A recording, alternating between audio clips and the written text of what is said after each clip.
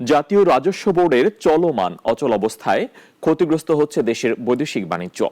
ব্যবসায়ী নেতারা বলছেন, প্রতিদিনই ব্যাহত হচ্ছে হাজার হাজার কোটি টাকার আমদানি রফতানি। দ্রুত সমাধানের আহ্বান জানিয়ে তারা বলছেন, এনবিআর চেয়ারম্যানের অপসারণ নয়, দরকার কার্যকর উদ্যোগ। বিস্তারিত জানাচ্ছেন সাইদ আরমান। জাতীয় রাজস্ব বোর্ড বিলুপ্ত করে নীতি এবং ব্যবস্থাপনা নামে দুটি আলাদা দপ্তর করে সরকার। এর প্রতিবাদে আন্দোলন শুরু করে এনবিআরের কর্মীরা। তারা চেয়ারম্যানের অপসারণও দাবি তুলছেন। আন্দোলনের কারণে ব্যাহত হচ্ছে রাজস্ব প্রশাসনের কার্যক্রম। দুপুরে সার্বিক পরিস্থিতি জানাতে সংবাদ সম্মেলন করে দেশের গুরুত্বপূর্ণ ১৩টি ব্যবসায়ী সংগঠনের সাবেক এবং বর্তমান নেতারা।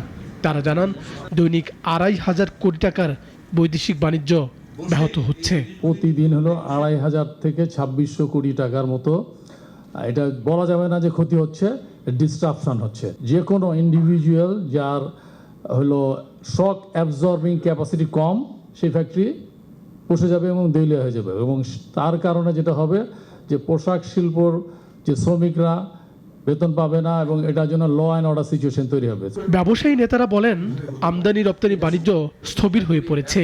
অনেক বিদেশি ক্রেতা ক্রয়াদেশ বাতিলের হুমকি দিচ্ছে। ব্যবসায়ীদের পিঠ থেকে গেছে দেয়ালে। তাই যত তাড়াতাড়ি আলোচনায় অচল অবস্থার অবসান চান ব্যবসায়ী নেতারা। আমার কাছে মনে হয়েছে যে ইন্টারিম গভর্নমেন্টের সাথে ব্যবসায়ীদের ইন্টারাকশন, সংলাপ আসলে অনেকটা স্তীমিত। তো এই অবস্থায় এই যে এনবিআরের যে ঘটনা, যে ১ মাসের উপরে এই ধরনের একটা প্রতিষ্ঠান যেটা অর্থনীতির লাইফ লাইন, সেইটা এরকমভাবে সাফার করবে আর তারপরে বলবে যে বন্ধ করে দিলাম, তো এটা তো কোনোদিন হতে পারে না। সংবাদ সম্মেলনে ব্যবসায়ীরা বলেন, চেয়ারম্যানের অপসারণ তারা সমর্থন করেন না। একই সঙ্গে তারা একটি দক্ষ এবং হয়রানিমূলক রাজস্ব প্রশাসনের পক্ষে সমর্থন দেবে।